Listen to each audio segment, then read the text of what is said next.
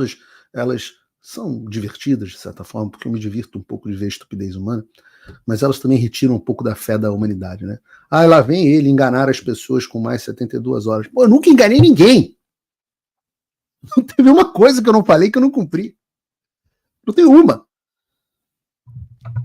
Uma delas que eu falei nessa live que eu fiz, e no Paulo Figueiredo Show de terça-feira, foi que nós teríamos mais coisa. E nós, porque o projeto de lei, como eu expliquei, ele é um projeto de lei, e eu vou explicar os próximos passos, mas nós vamos pegar ele debaixo do braço, conseguir os votos, como qualquer processo legislativo, para ele ser aprovado.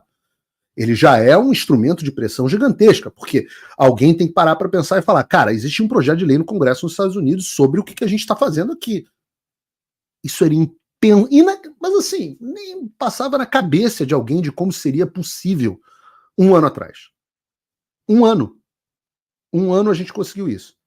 Mas além disso, veio uma coisa de efeito mais imediato, que foi uma carta oficial assinada por deputados e até mesmo um senador americano, esse que vocês me viram com a foto, na foto, e obviamente que não é coincidência, que está pedindo ao secretário de Estado do Joe Biden, o Anthony Blinken, que é o secretário mais importante do Biden, pedindo que ele revogue os vistos não só do Alexandre, detalhando as violações à liberdade de expressão do Alexandre, mas também de todos os ministros do Supremo Tribunal Federal. Inclusive, para você, André, o terrivelmente terrível que foi indicado pelo presidente Bolsonaro. E o que diz a carta? Diz assim, tá aqui a carta oficial do Congresso. Ao honorável Anthony Blinken, secretário de Estado, Departamento de Estado dos Estados Unidos, e aí vem o endereço. Nós escrevemos para expressar nossa profunda preocupação sobre a supressão alarmante da liberdade de expressão sendo orquestrada pela Suprema Corte Brasileira sob liderança do ministro Alexandre de Moraes. Ações judiciais, e aqui tem um ponto interessante, eles erram na carta atribuindo ao Alexandre de Moraes a posição de presidente do STF. Que é uma coisa meio humilhante para o próprio Barroso, né? Porque fica na cara que o Alexandre manda em todo mundo ali. Continua. Ações judiciais recentes, cujo alvo foi a plataforma de mídia social X, anteriormente conhecida como Twitter, e o seu dono Elon Musk, são uma afronta direta aos princípios da liberdade de expressão e representam uma mudança perigosa em direção ao autoritarismo em uma das maiores democracias do hemisfério ocidental. Alexandre de Moraes está agindo como um ditador totalitário, diz a carta do Congresso dos Estados Unidos. Acreditem, nenhum pedido de extradição jamais será concedido por ordem do Alexandre. Nenhuma deportação será mais feita com base em pessoas que estão pedindo asilo por conta do Alexandre. Esse documento é um documento final e categórico. E eles continuam. Depois de dizer, volto a dizer categoricamente, Alexandre de Moraes está agindo como ditador totalitário. Eles dizem, o ministro Alexandre de Moraes tem um histórico bem documentado de restringir a liberdade de expressão, particularmente contra indivíduos e grupos com visões políticas conservadoras. Suas últimas ações representam a culminação de um padrão mais amplo de exagero judicial. O X, uma plataforma emblemática de discurso livre, foi injustamente posto na mira com Moraes ordenando a suspensão do serviço no Brasil sob fundamentos legais questionáveis. Suas ordens judiciais incluem não apenas o banimento de certas figuras políticas nas redes sociais,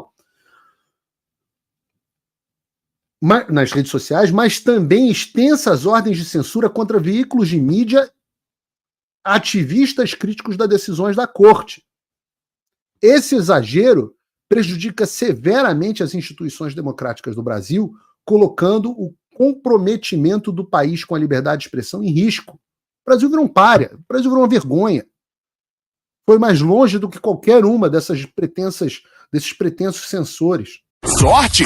Eu mesmo faço a minha sorte. E agora com liberdade de apostar. MyLiberty.bet. Mete essa aí na busca, parceiro, e vai lá pra cima. Acesse o site, jogador, dê um confere e já manda a bala no seu time. É liberdade de apostar, é Brasil, é esporte, é jogo, é fácil, é pé quente, irmão. MyLiberty.bet, com bônus de até R$500 e muito mais. MyLiberty.bet. Você acima de tudo, MyLiberty acima de todos. Jogue com responsabilidade.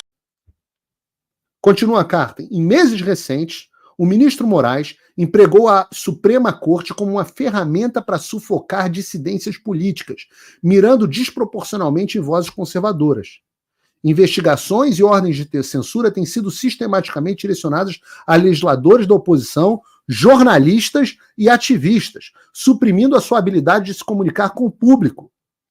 Em um movimento particularmente egrégio, a Suprema Corte Brasileira congelou as contas da Starlink, uma empresa de propriedade de Musk, pelo menos parcialmente, em um esforço para compelir a obediência a demandas sem relação com a empresa no que tange ao X. Esse não é apenas um ataque à liberdade de expressão, mas um abuso flagrante do Poder Judicial para intimidar e coagir. O Brasil é uma das maiores democracias do mundo. Vamos mantê-lo dessa forma. Eu tenho dúvidas se ainda somos, né? Talvez uma democracia relativa. Essas ações ecoam as marcas de regimes autoritários que manipulam sistemas legais para silenciar dissidentes e criar um efeito inibidor ao diálogo aberto e à participação democrática. A habilidade da Corte em suspender uma plataforma global como o X não apenas afeta o cenário político no Brasil, mas também estabelece um precedente perigoso para outras nações na região. Como a segunda maior democracia no Ocidente, o Brasil fez esforços significativos em direção à consolidação de suas instituições democráticas desde o fim do regime militar em 85. E eu tenho enorme orgulho do meu avô ter sido talvez o maior expoente desse processo. Entretanto, as ações recentes do seu Poder Judiciário estão ameaçando desfazer esses ganhos democráticos conquistados a duras penas. Uma imprensa livre e aberta, junto com o direito de criticar figuras públicas, é a fundação de qualquer democracia funcional. Sem essas liberdades, o Brasil arrisca voltar ao autoritarismo. Diz a carta, a liberdade de expressão no Brasil deve ser protegida. Ainda, as repercussões da atual trajetória do Brasil se estendem para muito além de suas fronteiras. Se uma nação influente como o Brasil pode efetivamente amordaçar dissidentes e controlar o discurso político através do judiciário, ela pode inspirar práticas antidemocráticas através da América Latina. A erosão da liberdade de expressão no Brasil pode estabelecer um precedente perigoso para a região, ameaçando a governança democrática do hemisfério. É imperativo que os Estados Unidos tomem ações decisivas para sustentar os valores democráticos e a liberdade de expressão no Brasil. Nós devemos defender as empresas americanas como o X e seus proprietários quando estes enfrentam perseguições ilegais. E nós devemos manter firme o nosso apoio aos princípios democráticos que estiverem sob ameaça. É do interesse da segurança nacional dos Estados Unidos garantir que qualquer visitante ao nosso país não vise ativamente minar processos democráticos ou instituições. O ministro Alexandre de Moraes e seus colegas na Suprema Corte estão fazendo exatamente isso. Entendam, essa é uma carta do Congresso dos Estados Unidos ao secretário de Estado, classificando o Alexandre de Moraes e os ministros do Supremo Tribunal Federal como uma ameaça à segurança nacional norte-americana. E a carta continua.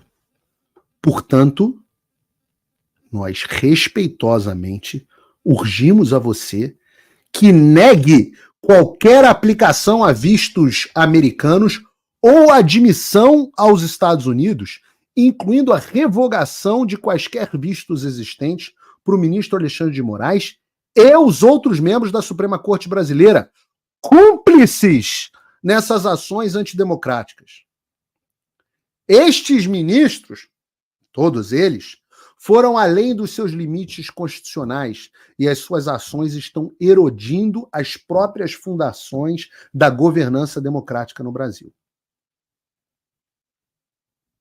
Finalizam dizendo: defender a liberdade de expressão e os valores democráticos não é apenas uma questão de princípios, mas também de garantir a estabilidade do hemisfério ocidental no longo prazo. Nós confiamos que os Estados Unidos permanecerão firmes na defesa desses ideais. Assinam a carta Maria Elvira Salazar, congressista, Carlos Jiménez, congressista, Rick McCormick, congressista, Christopher Smith, que é o Chris Smith, congressista, e o Rick Scott, senador dos Estados Unidos. Então, meus amigos, eu digo a vocês, aliás, agradecer aqui as mais de 27 mil pessoas nos assistindo, tremenda audiência. Não é só um lado que tem conseguido vitórias significativas. A gente passou bastante tempo só apanhando, só tomando revés. E agora a gente está propondo a luta. Nós estamos propondo a luta.